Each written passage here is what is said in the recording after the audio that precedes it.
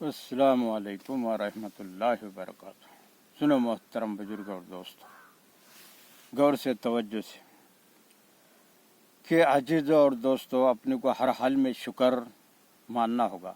शुक्र, सबर, जिक्र, क्या यानी ये सुख और दुख में हर हाल में शुक्र करना होगा। कि बुजुर्ग और दोस्तों, अल्लाह और बंदे के ताल्लुक की सबसे अहम बुनियाद शुक्र है।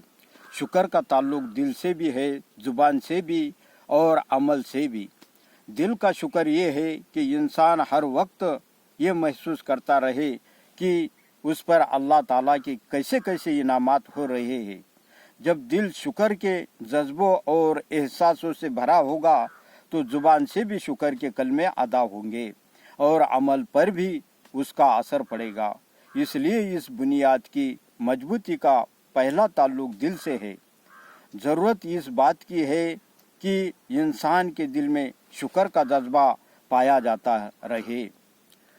भाइयों, दिल के अंदर शुक्र के जज्बों को जगाए रखने के लिए भी इरादे और तवज्जो की ज़रूरत है। जब तक हम खुद ये महसूस न करें कि अल्लाह ताला ने हमें क्या क्या नेमतें दी है और इस एहसास को हर वक्त ताज़ा न रखे, शुक्र के जज्बे हमारे दिल में पल और बढ़ नहीं सकते। हमारी ये बहुत बड़ी कमज़ोरी है कि अगर हम पर कोई मुसीबत आ पड़े या कोई नुकसान हो जाए तो उसका ध्यान हमें हर वक्त रहता है। हम बार बार उसका जिक्र करते हैं, हर वक्त उसे महसूस करते रहते हैं। लेकिन अल्लाह ताला की अनगिनत नेमतें तो हमें हर वक्त हासिल है, उनके एहसास से हमारा दिल गाफिल रहता है और हमारी ज़ुबान पर उनका चर्चा कम ही आता है। अब जाहिर है कि जब हमें नेमतों का एहसास ही नहीं तो फिर नेमतें देने वाले का शुक्र और उसकी एहसान मंदी के जज्बे हमारे दिल में कैसे पैदा होंगे।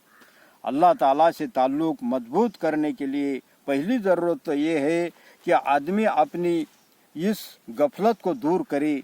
हर दिन कोई न कोई वक्त निकाले जब वो अल्लाह की दी हुई नेमतों पर गौर करे। इस तरह जब आप गौर करेंगे तो अल्लाह की नेमतें सिर्फ अपने अंदर ही नहीं बल्कि अपने बाहर भी हर इस कायनात के कोने कोने पर फैली हुई आपको दिखाई देने लगेगी। तनिक तन्हाइयों में बैठकर गौर तो कीजिए कि किस तरह आपका रोंगटा रोंगटा अल्लाह की नेमतों को जाहिर करने वाला है। आपका रोंगटा रोंगटा अल्लाह की नेमतों को जाहिर करने वाला है। आप तंदुरुस्त है, चलते फिरते हैं। तनिक बीमारों और अपाहिजों को देखिए, उनके मुकाबले में ये कैसी बड़ी नेमत है। आपको अल्लाह ताला ने देखने, सुनने व बोलने और सोचने समझने की सलाहियतें दी है और तनिक अंधों और बहरों और गूंगों और पागलों के मुकाबले में इन नेमतों का एहसास तो कीजिए। यकीनन आपका दिल शुक्र के जज्बों से भर उठेगा। इसी तरह अपने बाहर नज़र डालिए।